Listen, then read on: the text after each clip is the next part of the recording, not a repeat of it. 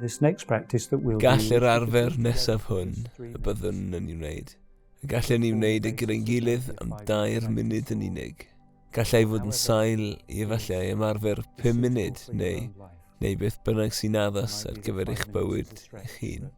Efallai mae 5 munud yn uchelgeisio, ond mae 3 munud yn iawn. Gweithiwch gyda beth bynnag y gallwch. Felly, wnawn ni'r ymarfer 2 munud yma gyda'n gilydd. A gwnawn ni'r cyfrif ychydig yn wahanol eto. Wrth i chi sylwi ar eich ynadlu mewn, cyfrwch yn dawel 1, 2, 3.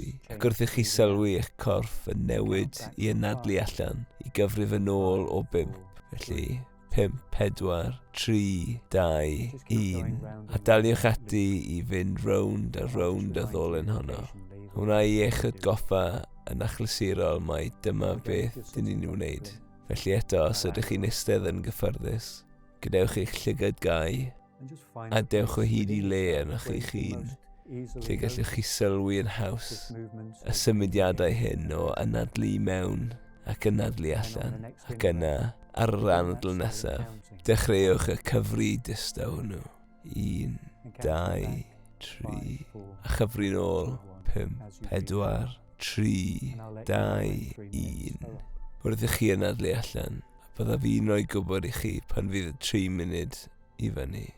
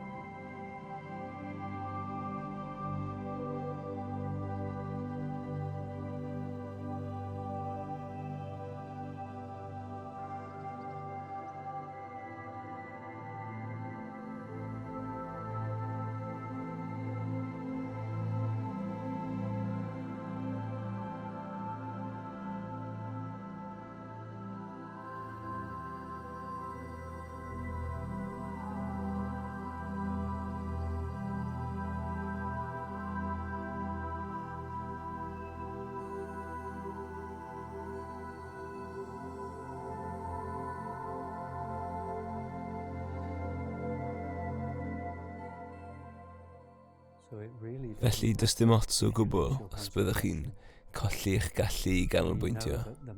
Gwyddwn fod yr meddwl yn aflonydd. Pryd bynnag y dewch yn ôl o fod i ffwrdd gyda'r tylwyth teg, dewch eich sylw yn syth yn ôl i ddod o hyd i'ch anadl ac ymgysylltu ar cyfrif distaw.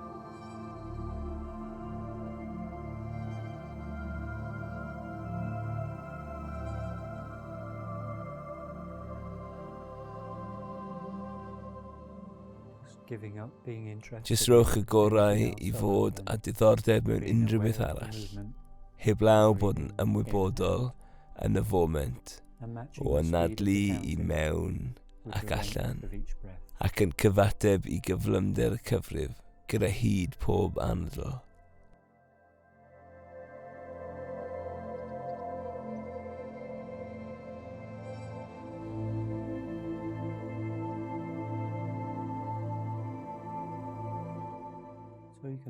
Felly gallwch chi gyniatáu hynny ddod i ben.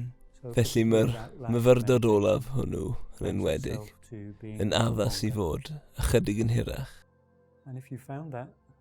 Ac os wnaethoch chi ddarganfod eich bod wedi'ch gadael yn teimlo'n fwy hamddenol, yna beth yn rhoi'r cyfle i'ch hun a rhoi hynny mewn i'ch amserlen bob dydd. pryd bynnag sy'n gweddi chi, yn arbennig o dda ar ddechrau eich diwrnod, i sefydlu naws i'ch diwrnod, a'r un mor dda ar ddiwedd i'ch diwrnod, cyn i chi fynd i gysgu, fel y gallwch ollwng gafael ar yr holl bethau sydd wedi digwydd, a'ch galluogi i ddrafftio i gysg.